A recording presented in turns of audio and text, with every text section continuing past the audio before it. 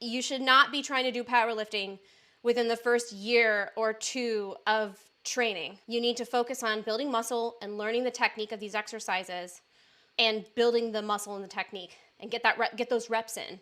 You shouldn't be trying to go super, super heavy within the first year or two. Powerlifting is a sport where you try to lift as much as your body possibly can. And you're trying to lift heavier all the time. You're always trying to break past your PRs, your personal records, your 1 rep max, which is how much weight can you possibly lift in one go. And the competitions for powerlifting are exactly that. We compete by trying to lift as much weight as we can in 1 rep. Powerlifting is just you are trying to increase how much you can lift in one go. Trying to lift really heavy, if you don't got the reps in, if your technique is not right, you can really hurt yourself. Even people who have been in it for a long time end up hurting themselves. So you have to really have good proprioception. It's a sport for athletes. So if you don't have an athlete's body yet, meaning you don't have the proprioception, the skills, the muscle foundation, you can really, really hurt yourself. I say that bodybuilding is the foundation of powerlifting and of other weight training type sports. Bodybuilding is a style of training where the focus is on building muscle. And that in general means high volume training. Each set is 6 to 12 reps. In general, you may see 15 or 20, 2 to 3 sets per exercise, 10 to 20 sets per muscle group per week. There's so many ways to organize that. You've got people who do just 3 days a week total body training, or 3 days a week they focus on upper body, lower body, total body, or lower body, upper body, total body. You have people who do 4 days a week where they do upper, lower, upper, lower.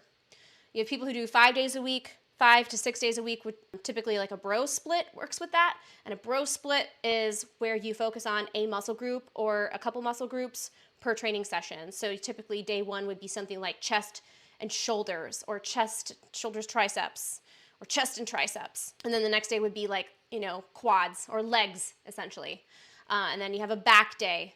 And then you might have a cardio day in there as well. There's lots of ways to break that up. If you're a beginner, I like to recommend doing 2 to 3 days a week of total body training.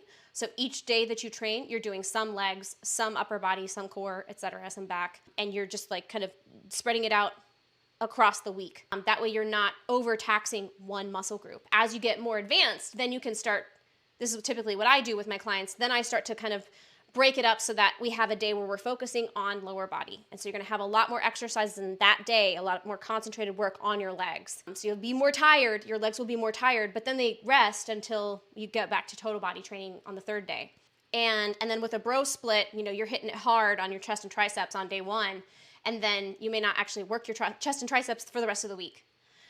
So there's lots of ways to put to split it up depending on how many days you have available to train, how much time you have available to be in the gym, what equipment that you have available. Lots of ways to split it up. So, keep it simple though. If you really want to feel like you're powerlifting, you can think of it as I'm doing a long extended accumulation phase, right? If you don't like the word bodybuilding because you have an association with it because of how bodybuilding is marketed, right? What you can do is you can tell yourself that you're doing powerlifting, but you're in an accumulation phase.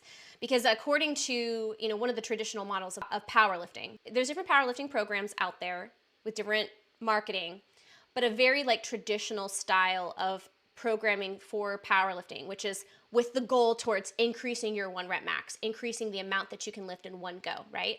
Is a 3-stage model. So in stage 1, block 1 of your training, which would be your first year to 2, you're in an accumulation phase. And accumulation looks like bodybuilding, but it also includes a lot of technique work specific to powerlifting. Powerlifting focuses specifically on 3 big lifts. Your 3 lifts of powerlifting are your squats, high bar squat or low bar squat, back squat essentially. Back squat, deadlift. You can do sumo or you can do conventional or frog stance, however, whatever your personal style is, but a deadlift and then bench press. Those are the three lifts of powerlifting. This is different from strongman. Strongman competitions include a lot of other stuff, but they also include overhead press. So that's like, those are the three main compound lifts, but strongman competitions also do things like, when you pick up big rocks and stuff. But essentially, like, it's similar to powerlifting, where your goal is to, like, it's an expression of strength, and it's an expression of how much weight can your body move in like one big burst, right? And so the way that we a lot of times will train for it is we'll have an accumulation phase, which is where we're accumulating muscle, trying to build muscle onto our bodies. We're accumulating work capacity, which is your ability to move a lot of weight. You're usually doing a lot of volume as well. Increase also your technique, accumulate better technique, correcting technique issues. And so an accumulation phase can last years. I got a buddy of mine, a local buddy of mine, Lady Bray.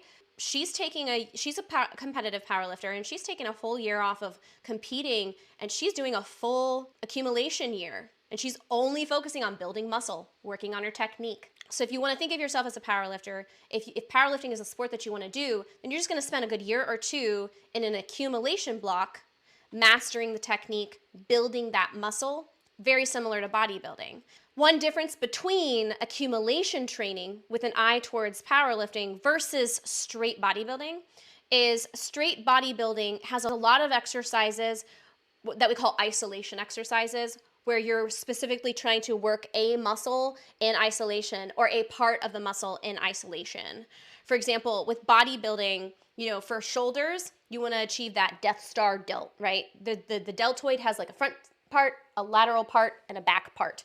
And if you're trying to get it to look really big and round, you're going to do, exercises for the anterior, the front part, front raises, or lateral raises for the lateral part, high rows, or, press backs like this to develop the different parts of the muscle. I, as a coach, actually believe, and this is why I think bodybuilding can be foundational to powerlifting, isolation work can help you with your powerlifting, can help you with your strength, because it helps you to connect with those muscles. For instance, when you learn what it feels like to contract your biceps in isolation, typically powerlifters don't a lot of times practice bicep curls and other isolation exercises like that. A lot of advanced powerlifters just never do that.